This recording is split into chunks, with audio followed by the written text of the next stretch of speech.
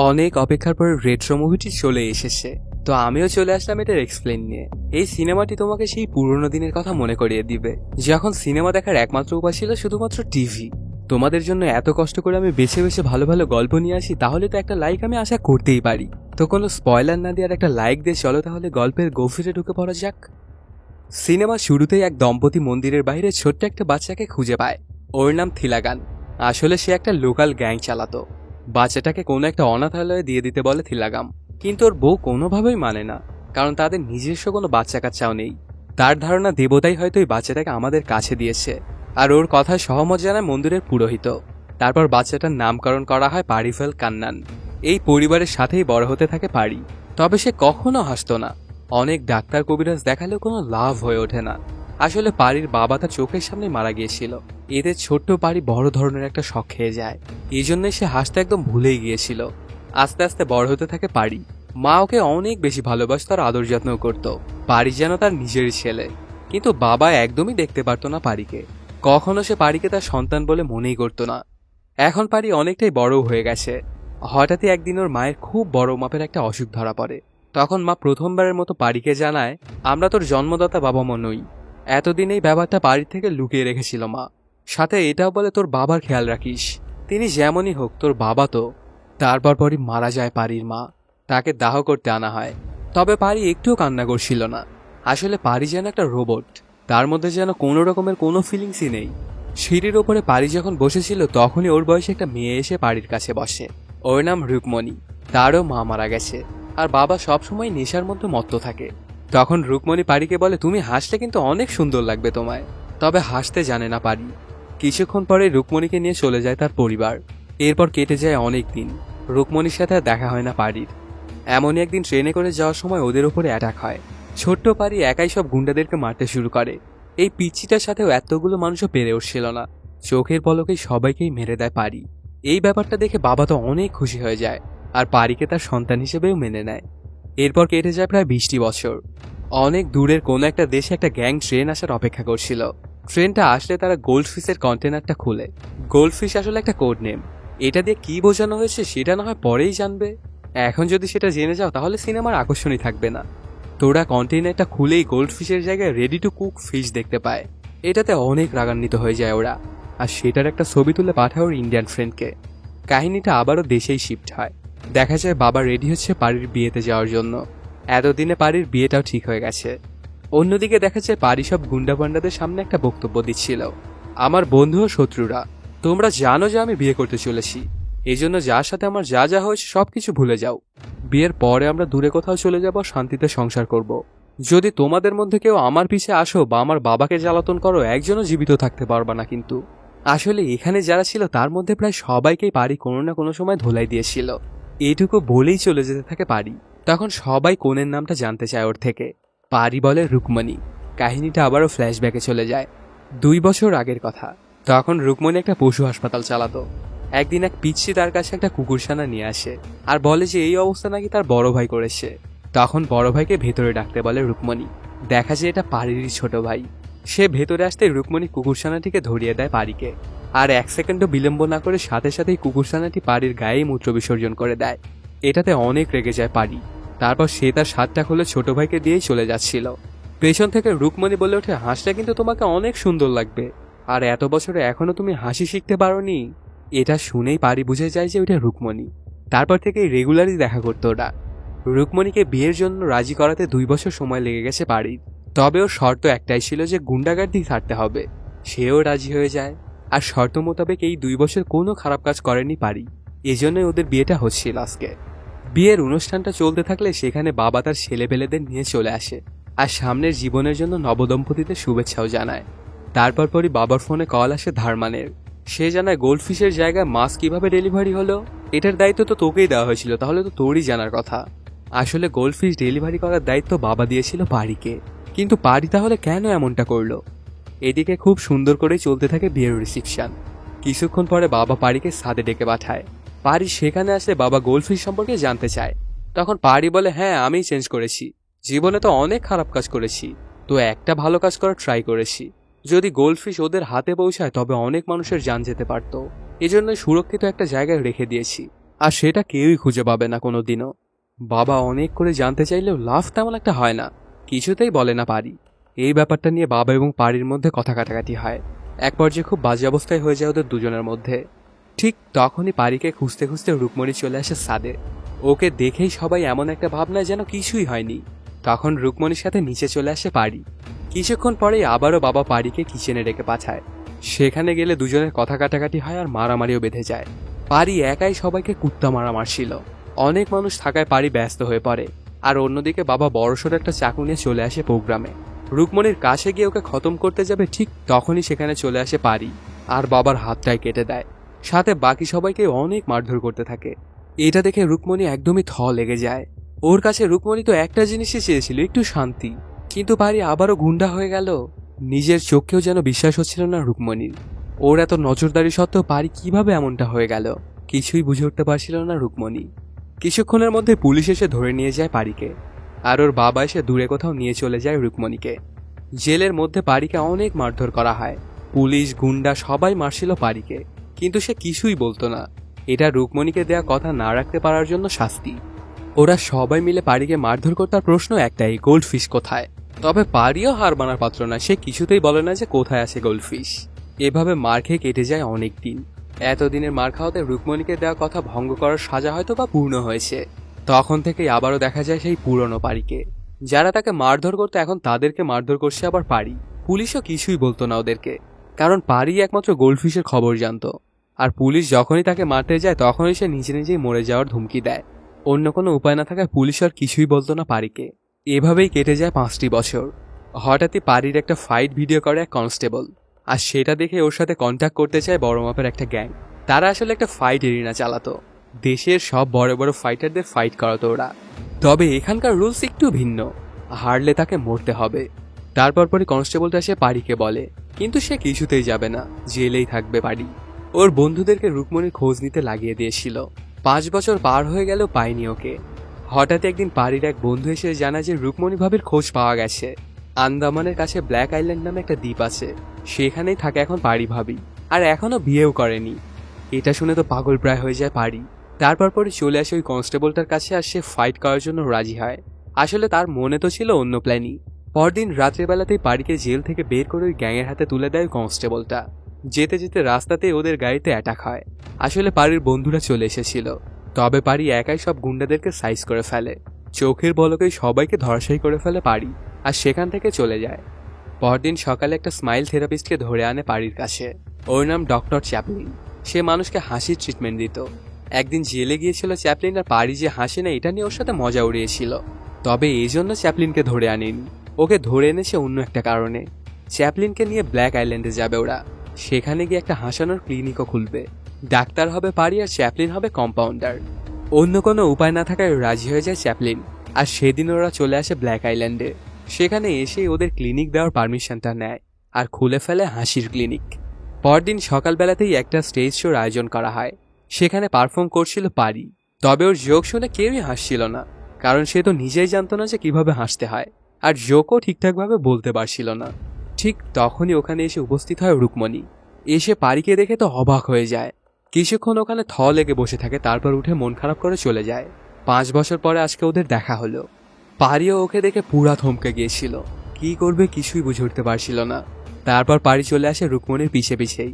ওর ক্লিনিকে গিয়ে অনেক করে ক্ষমা চায়, কিন্তু কিছুতেই মানে না রুকমণি। সে পারির চেহারাটাও দেখতে চায় না। পারি অনেক করে বলে যে আমি আর আগের মতো নেই, আমি ভালো হয়ে গেছি, আর একটাবার আমাকে মাফ করে দিয়েই দেখো। তবে কিছুই শোনার সময় নেই রুকমণির। কোনোভাবে সে পারিকে মাফ করবে না। তবে দুজনেই সমান কষ্ট পাচ্ছিল, কিন্তু সেটা প্রকাশ করছিল না রুকমণি। এভাবেই দিন কাটতে থাকে। আস্তে আস্তে পারিও মানুষকে হাসাতে শিখে গিয়েছিল। এখন সে প্রতিদিনই শো করে। সবাই খুব সুন্দরভাবে এনজয় করে ওর শোগুলো। তবে এই আইল্যান্ডে থাকা বেশিরভাগ মানুষই হাসতে জানতো না, ঠিক পারির মতোই। আসলে এরা কেউই ফ্রি না। এদের একজন জমিদার আছে, তার কথা মতোই চলতে হয় এদের সবাইকে। এই আইল্যান্ডে সময় এভাবেই চলতে থাকে। একদিন সকালবেলা আইল্যান্ডে একটা হরিণকে গুলি খাওয়া অবস্থায় রুকমণির কাছে আনা হয়। তারপর সেই এই হরিণটাকে ট্রিট করে, আর পুলিশদেরকে বলতে থাকে আপনারা তো জানেন যে কে এই কাজটা করেছে, তাহলে তাকে ধরেন না কেন। তবে রুকমণির কথা শুনে কোনো কিছুই বলতে পারে না পুলিশ, কারণ এই কাজ তো করেছিল জমিদারের ছেলে। ওর নাম ছিল অ্যান্টনি। অসহায় মানুষ ও পশু পাখিদের ওপর অত্যাচার করাই ছিল ওর স্বভাব। আর অ্যান্টনি রুকমণির কাছে পাওয়ার জন্য অনেক চেষ্টা করেছিল, কিন্তু লাভ তেমন একটা হয়নি। রুকমণিকে কাছে পায়নি অ্যান্টনি। তারপর এখানে এসে রুকমণির সাথে বাজে ব্যবহার করতে থাকে অ্যান্টনি। এতে অনেক রেগে যায় পারি, আর মন্দিরের গেটে একটা থাবা মারে। সাথে সাথেই দরজাটা খুলেই পড়ে যায়। অনেক বছর ধরেই বন্ধ ছিল এই মন্দিরটা। জমিদারকে বারবার বললেও সে এটা খুলে দেয় না। কেন এটা বন্ধ আর কেনই বা এটা খুলে দেয় না, সেটা একটু সামনে গিয়েই জানা যাবে। পরে আচমকাই অ্যান্টনি পারিকে তার ফার্ম হাউসে এসে কমেডি করতে বলে। সেখানে নাকি অনেকগুলো বিদেশি এসেছিল, আর তার জন্য খুব সুন্দর পেও করতে চায়। যদিও এই কথা শুনে অনেক রাগ হয় পারির, কিন্তু রুকমণির কথা চিন্তা করে রাজি হয়ে যায়। তবে ওর মনে ছিল অন্য প্ল্যানিং। বিকেলেই পারি চলে আসে সেই ফার্ম হাউসটায়। ওকে দেখে তো সবাই ভাবে যে কমেডি করতে এসেছে, কিন্তু পারি অ্যাকশন শুরু করে দেয়। সবাইকে বেদম মারতে থাকে পারি। তবে জেলে থাকা অবস্থায় অনেক কিছু শিখেছিল পারি, সেভাবেই মারতে থাকে ওদেরকে। সবাইকে মারার পরে বলে যে কাল সকালের মধ্যে তোরা ঠিক হয়ে যাবি, তো চিন্তার কোনো প্রয়োজন নেই। পরদিন সকালে এক পুলিশ কনস্টেবল আসে রুকমণির বাড়িতে, আর বলে জমিদারের ছেলে কথা দিয়েছে সে কোনোদিন আর হরিণ শিকার করবে না। রুকমণি তো কিছুই বুঝে উঠতে পারছিল না যে এক রাতের মধ্যে এমন কি হলো যে এত পরিবর্তন। তখন কনস্টেবলটা জানায় গতকালকে ওই হাসানো ডাক্তার গিয়েছিল ওই ফার্ম হাউসে, আর অনেক করে বুঝিয়ে সুঝিয়ে মানিয়েছে অ্যান্টনিকে। এটা শুনে যদিও একটু সন্দেহ হয় রুকমণির, তবুও বিশ্বাস করে নেয়। তারপর পরে ওর সাথে দেখা করতে আসে পারি, আর বলে আমি আর আগের মতো নেই, অনেক চেঞ্জ হয়ে গেছি। তুমি আমাকে 2 ঘন্টা সময় দিয়েই দেখো, এই অল্প একটু সময় আমার সাথে ঘোরাঘুরি করলে সবকিছু ক্লিয়ার হয়ে যাবে। তখন রুকমণিও রাজি হয়ে যায়। এদিকে অ্যান্টনি ফোন লাগায় তার বসকে, আর বলে এখানে একটা ফাইটার আছে, তাকে কালকে লড়াতে পারেন আপনি, সে অনেক শক্তিশালী। কিছুক্ষণের মধ্যে ওর বস কিছু লোক পাঠায়। দেখা যায় এটা তো ওই গ্যাংটা যারা পারিকে 10 লাখ টাকাতে জেল থেকে বের করেছিল। তারপর অপেক্ষা করতে থাকে ওরা পারির জন্য। কিছুক্ষণের মধ্যেই দেখা যায় পারি আর রুকমণি আসছিল। এরা পারিকে দেখেই চিনে ফেলে, আর থিলাগানকে কল লাগায়। তারপর ওকে সবকিছু খুলে বলে। ওদের কথা শুনে থিলাগান এদের বারণ করে পারির সাথে পাঙ্গা নেওয়ার জন্য। সেই আসছে। পারি যেন কিছুতেই টের না পায় এই ব্যাপারটায়। আর পারিকে খুঁজে পাওয়াতে বাবা তো অনেক খুশি, এবার তার গোল্ডফিশ হয়তো সে পেয়েই যাবে। তারপর পরে পারি চলে আসে অ্যান্টনির সাথে রুকমণি দেখা করিয়ে দিতে। অ্যান্টনি তো অনেক করে ক্ষমা চায় ওর কাছে, এমনকি পায়েও পড়ে যায়। এগুলো দেখে আবারও রুকমণি পারিকে বিশ্বাস করতে শুরু করে। এবার হয়তো পারি আসলেই ভালো হয়ে গেছে। দুজনে একসাথে সময় কাটাতে শুরু করে। যদিও ওরা 5 বছর আগে বিয়ে করেছিল, তবে এখন এইভাবে মিশছে যেন ওরা প্রেম করছে। ওদের দুজনের সময় খুব সুন্দরভাবে কেটে যাচ্ছিল। অন্যদিকে দেখা যায় এক লর্ডের ছেলেকে, ওর নাম মাইকেল মিশ্রা। আসলে ফাইট টুর্নামেন্টটা এরই, সেটার নাম হেল দ্য কান্ট। এখানে মাইকেল অনেকটা রিং মাস্টারের মতো। ফাইটটা হয় 2 গ্রুপের মধ্যে, এক দল কৃতদাস আর অন্য দল ভয়ঙ্কর সন্ত্রাসী। যে টিম হারবে তাদের মধ্যে একজনকে চুজ করে সেখানে মেরে ফেলা হয়। এই ফাইটের বেশিরভাগ দর্শকই ছিল বিদেশি, আর তারা এই ব্যাপারটা খুব এনজয় করত। আজকেও বরাবরের মতো পারি তার স্টেজ শোটাই করছিল। সবাই খুব মজাই পাচ্ছিল, আর রুকমণি ওখানে বসে বসে দেখছিল। কিন্তু হঠাৎই কাউকে আসতে দেখে গ্রামের সবাই সরে যায়। চলে এসেছে মাইকেল। আসলে পারির সম্পর্কে সেও জেনে গিয়েছিল যে সে অনেক ভালো ফাইটার, তাই ওকে নিতে এসেছিল মাইকেল। এখানে এসেই পারির সম্পর্কে সব সত্য তথ্য বলতে থাকে মাইকেল। জেল থেকে কিভাবে পালিয়েছে, আর সে কোনো ডাক্তার না, আর সেদিন অ্যান্টনিদের মেরে স্বীকার করতে বাধ্য করেছিল। এসব কিছু শুনে তো রুকমণির মাথায় যেন আকাশ ভেঙে পড়ে। পারিকে সে যতবারই বিশ্বাস করলো, সে ততবারই তাকে ধোকা দিল। কি করবে সে কিছুই বুঝে উঠতে পারছিল না। তারপর সেখান থেকে চলে যেতে থাকে রুকমণি। পারি আটকানোর অনেক করে চেষ্টা করে, তবে লাভ তেমন একটা হয় না। তখনই একজন রুকমণিকে টোন কাটলে তার নাজেহাল দশা করে দেয় পারি। এটা দেখে রুকমণি আরো আপসেট হয়ে যায়। তখন পারি রাগান্বিত স্বরেই বলে, আমি এমনই, আমাকে ভালোবাসলে এভাবেই ভালোবাসতে হবে। যদিও আমি এই দুনিয়াটা ছেড়ে দিতে চাই, তবে এই দুনিয়াটা আমাকে ছাড়ে না। অনেক হয়েছে ভালো সেজে থাকা, আর পারছি না। এটা বলেই সেখানে থাকা সবাইকে মারতে শুরু করে পারি। সবাইকে বেদম মার দিয়ে গিয়ে বসে থাকে। তখনই মাইকেল যায় ওর কাছে আর অফার করে ওর সাথে ফাইট করার জন্য। এবার পারিও রাজি হয়ে যায়। পরদিনই শুরু হয়ে যায় ফাইট। আজও আগের মতোই 2টা দল, এক দল কৃতদাসের আর এক দল ক্রিমিনালদের। পারি ফাইট করবে কৃতদাসদের বিপক্ষে আর ক্রিমিনালদের পক্ষে। ফাইটটা শুরু হওয়ার আগে পারি বলে, এত মানুষ লাগবে না, এদেরকে মারার জন্য আমি একাই যথেষ্ট। তারপর শুরু হয়ে যায় ফাইট। পারি সবাইকে কাপড় কাচার মতো কাচতে থাকে। এতগুলো মানুষ মিলেও পারির সাথে পেরে উঠছিল না। এক এক করে মারতে থাকে ওদেরকে পারি। নিমিষেই সবাইকে ধরাশায়ী করে ফেলে। শেষ হয়ে যায় ফাইট, আর জিতে যায় পারি। তখনই মাঠে আসে মাইকেল, আর ওর বাবাকে একজনকে চুজ করতে বলে, যাকে আজকে মরতে হবে। বাবা কৃতদাসদের একজনকে চুজ করে। মাইকেল পারিকে চাকুটা ধরিয়ে দিয়ে ওকে মারতে বলে, কিন্তু পারি মারে না। তখন মাইকেলই ওকে মেরে দেয়। তারপর পরই ওকে ধরে নিয়ে বাকি সবাই কান্নায় ভেঙে পড়ে।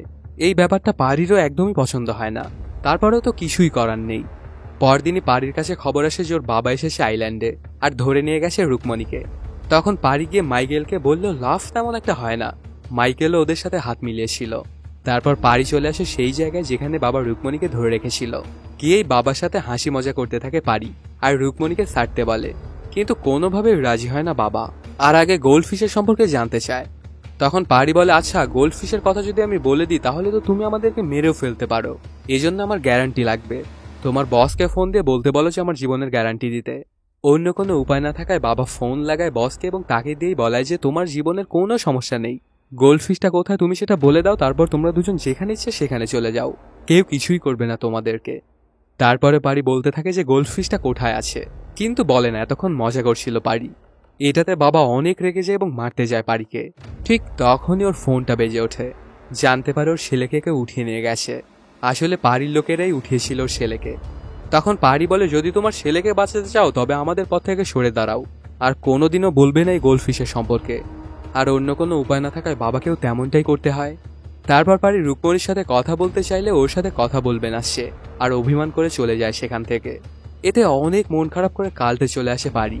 ওর এই অবস্থা থেকে একটা পার্টির আয়োজন করে মাইকেল। চলতে থাকে সেই পার্টিটা, সবাই অনেক মজমাস্তি করছিল। ঠিক তখনই মাইকেলের বাবা এসে পার্টিটা বন্ধ করায়। তারপর মাইকেলকে ডেকে এনে বলে, কৃতদাসদেরকে তাদের জায়গাতেই থাকতে দে, কেন ওদের তুই বন্ধু বানাচ্ছিস? এটা তো রাজাদের কাজ না, তুই কি আমার থেকে কিছুই শিখিসনি? তখন মাইকেল বলে, বাবা তুমি আগের দিনেই চিন্তাভাবনা বাদ দাও তো, এখন মানুষের সাথে বন্ধুত্ব করে তাদের গোলামি করাতে হয়। আর ওর সাথে শুধু তো আমি বন্ধুত্বের নাটক করেছি, ওকে অলরেডি আমি বিদেশিদের কাছে বিক্রি করে দিয়েছি। আমার কাজ শেষ হলে ওকে তাদের হাতে তুলিয়ে দেব আমি। আর বন্ধুত্বের হাত বাড়িয়ে ওর থেকে গোল্ড ফিশের অবস্থান সম্পর্কে আমি জেনে নিয়েছি। তুমি কি আমাকে কাঁচা খিলাড়ি মনে করো বাবা? বাবা ওর মুখে এমন কথা শুনে নিজের ছেলেকে নিয়ে গর্ববোধ করতে থাকে। এদিকে পার্টিতে পানি অনেক বেশি খাওয়া হয়ে যায় পারির, সাথে রুকমণির দেয়া ব্যথা তো আসেই। এই জন্য আরেকটা পানির বোতল নিয়ে সমুদ্রের পাশ দিয়ে হাঁটতে শুরু করে। আর ওর পিছা করছিল ওইসব কৃতদাসরা, যাদের সাথে গতকাল ফাইট করেছিল পারি। কিছুক্ষণ পরেই সবাই মিলে পারিকে অ্যাটাক করে। পারি নেশায় থাকা কিছুই করতে পারে না। আজকে সমুদ্রের পানিতেই পারির কাহিনী শেষ করতে চায় ওরা। অনেকক্ষণ মারধর করার পরে এবার পানিতে ডুবিয়ে মারবে তাকে। যখনই পারিকে পানিতে ডোবায় তখনই ওর নেশাটা কেটে যায়, আর উঠে এসেই একটা হুঙ্কার লাগায়। মার খাওয়ার সময় ওর জামাটাও ছিঁড়ে গিয়েছিল। তখন ওর পেটে দেখতে পায় একটা ত্রিশূলের ছবি। এটা দেখেই সবাই ওকে ভক্তি করতে শুরু করে। ওরা কেন এমনটা করছে এর পিছনে একটা রহস্য আছে। কাহিনীটা ফ্ল্যাশব্যাকে চলে যায় অনেক অনেক বছর আগের কথা। তখন লর্ড এই দেশে নতুন নতুন এসেছিল। তখন গ্রামের মানুষরা তিল তিল করে টাকা জমিয়ে একটা সোনার ত্রিশূল বানিয়েছিল, আর সেটা মন্দিরে দিতে যায় লর্ড নিজেই। তখনই পুরোহিতের ওপর প্রকট হয় ভগবান, আর লর্ডের হাত থেকে ত্রিশূলটা নেয় না। সাথে বলে এই গ্রামে ত্রিশূলের মার্ক নিয়ে জন্ম হবে এক ছেলের, আর সেই ছেলে এই লর্ডকে গ্রাম থেকে তাড়াবে। তার হাত থেকে আমি এই ত্রিশূলটা গ্রহণ করব। এই কথাটা শুনে তো অনেক রেগে যায় লর্ড, আর পুরোহিতের জিহ্বাতে কেটে ফেলে, সাথে মন্দিরটাও বন্ধ করে দিতে চায়। তারপর থেকে কোনো পরিবারের ছেলে জন্ম হলে তার পেটটা চেক করা হতো। যদিও বা কারো পেটে ত্রিশূল পাচ্ছিল না রড, তারপরেও কোনো কোনো ছেলেকে কুমির দিয়ে খাইয়ে দিচ্ছিল। এমনভাবেই কেটে যায় অনেক বছর। তারপর একদিন রাত্রেবেলা প্রজাপতি আর লক্ষ্মীর ঘর আলো করে আসে যমজ সন্তান, একটা ছেলে আর একটা মেয়ে। ছেলেটার পেটে ছিল ত্রিশূল। তারপর তাকে নিয়ে গিয়ে লুকিয়ে রেখে আসা হয়। কিছুক্ষণের মধ্যে সেখানে চেক করার জন্য চলে আসে লর্ডের লোকজন, কিন্তু এসে মেয়ে দেখে চলে যায়। তারপর একজনকে সেই ছোট্ট ছেলেটা ধরিয়ে দিয়ে দূরে চলে যেতে বলা হয়, আর সে যেন 20 বছর পরে ছেলেটা বড় হলে আবার গ্রামে ফিরে আসে। একমাত্র সেই এই গ্রামকে বাঁচাতে পারবে। সেই ছেলেটার অন্য কেউ না, তুমি পারি। আর তোমার নাম রাখা হয়েছিল জাদামণি। পারিকে ফিরে পেয়ে তো সবাই অনেক খুশি। এবার হয়তো ওদের দুঃখের সমাপ্তি ঘটবে। পারিও তার বাবা মাকে পেয়ে অনেক আনন্দিত। আসলে লর্ডদের হাত থেকে যে কোনো মূল্যে পারির গ্রামটাকে বাঁচানোই ছিল ওর কাজ। তারপর থেকেই পারি প্ল্যান করতে শুরু করে, সাথে গ্রামের সবাইকে ট্রেন করতেও থাকে। লর্ডদের বিরুদ্ধে তো লড়াই করতে হবে সবাইকেই। এভাবে কেটে যায় কিছুদিন। আজকে আরেকটা ফাইট ম্যাচ আছে। রিংয়ে এসেই পারি বলে, প্রত্যেকদিন এক দলের বিরুদ্ধে লড়াই করতে আমার একদমই ভালো লাগে না, তাই আজকে আমি ক্রিমিনালদের বিরুদ্ধে লড়ব। দর্শকদের সম্মতিতে মাইকেলও রাজি হয়ে যায়। শুরু হয় ফাইট। এতজন ক্রিমিনাল মিলেও পারির কিছুই করতে পারে না। পারি ওদেরকে বেধম মার দিতে থাকে। পারির কাছে যেন এটা একটা পান্তা পানি। কিছুক্ষণের মধ্যে ওদের সবাইকেই ধরাশায়ী করে ফেলে পারি। এবার ক্রিমিনালদের থেকে একজনকে চুজ করে মারার পালা। এটা পারি করতে চায় এবার, আর সবাইকে অবাক করে দিয়ে চুজ করে মাইকেল আর তার বাবাকে। তখন পারি তার পেটে থাকা ত্রিশূলটা দেখায়। এটাতে লর্ড বুঝে যায় ভবিষ্যৎবাণী তাহলে সত্য হয়ে গেছে। এই ব্যাপারটাতে মাইকেল ওকে মারার হুকুম দেয়। অনেকজন অ্যাটাক করে ওদের ওপর, শুরু হয়ে যায় ফাইট। কিছুদিন আগের দুর্বল কৃতদাসেরাও এখন অনেক শক্তিশালী, সবাইকে নিমিষেই খতম করে দেয় এরা। এবার মাইকেল আর তার বাবার পালা। মাইকেল কোনোভাবেই বেড়ে উঠছিল না পারির সাথে। কিছুক্ষণের মধ্যে ওর নাজেহাল দশা করে ফেলে পারি, আর একটা জায়গায় ঝুলিয়ে দেয় ওকে। তারপর সেখানে মাইকেলকে ওভাবে রেখেই গ্রামের দিকে রওনা দেয় সবাই। এদিকে পারির বাবাকে তার বস অনেক কথা শোনায়। পাহাড়ির এতটুকু হুমকিতে যদি আমরা দমে যাই তাহলে চলবে না। তোমার কি কি লাগবে শুধু তুমি আমাকে সেটা বলো, আর প্রয়োজন পড়লে পুরো ব্ল্যাক আইল্যান্ডের চিহ্নটাই মুছে দাও, তবে গোল্ডফিশ আমার চাই। অন্যদিকে দেখা যায় পারি সব কৃতদাসদেরকে নিয়ে গ্রামে ফিরে আসে। এখানে সবাই অনেক খুশি। মা তো পারিকে দেখে একদম পাগলই হয়ে যায়। জন্মের এত বছর পরে আজকে আবারও দেখছে তার কলিজার টুকরাটাকে। মা সহ পুরো গ্রামবাসী পারিকে দেখে অনেক খুশি। আর পারি এত কিছু করাতে রুকমণি ওকে মাফ করে দেয়। দুজনের মিল হয়ে যায়। অন্যদিকে পারির পালিত বাবা তার পুরো সৈন্যদল নিয়ে এসে পড়ে আইল্যান্ডে। এসে দেখতে পায় মাইকেলের এই অবস্থা। তখন মাইকেল বলে, গোল্ডফিশ কোথায় সেটা আমি জানি। যদি তোমরা পারিকে মারতে পারো তাহলে আমি তোমাদেরকে বলে দিব যে গোল্ডফিশ কোথায়। কোনো টাকা পয়সা কিছুই লাগবে না আমার। তারপর ওকে সাথে করে নিয়ে চলে আসে গ্রামে। এখানে এসে ওরা বড়সড় একটা শক খেয়ে যায়। দেখতে পায় গ্রামের সবার হাতে একটা করে বাজুকা। আসলে গোটা সিনেমাতে যে গোল্ডফিশকে সবাই খুঁজছে এটাই হলো সেই গোল্ডফিশ। 400 পিস বাজুকা। ওরা তো মনে করেছিল যে গ্রামবাসীকে আর চালাতে পারবে নাকি এটা ভেবেই আগাতে যায়। ঠিক তখনই পারির মা বাজুকাটা চালায়। এতে সবাই ভয়ে কেঁপে ওঠে। তারপর পুরো গ্রামের সবাই একসাথে হেসে ওঠে। কত বছর পর যে সবাই প্রাণ খুলে হাসছে তা কে জানে। আর এর মাধ্যমেই শেষও হয়ে যায় সিনেমাটি। তো বন্ধুরা, কেমন লাগলো আজকের এই এক্সপ্লেইনটি জানাতে কমেন্ট করো। আর যদি এখনো চ্যানেলটা সাবস্ক্রাইব না করে থাকো তাড়াতাড়ি সাবস্ক্রাইব করে নাও। দেখা হচ্ছে নতুন কোনো ভিডিওতে। Till then, সায়োনারা।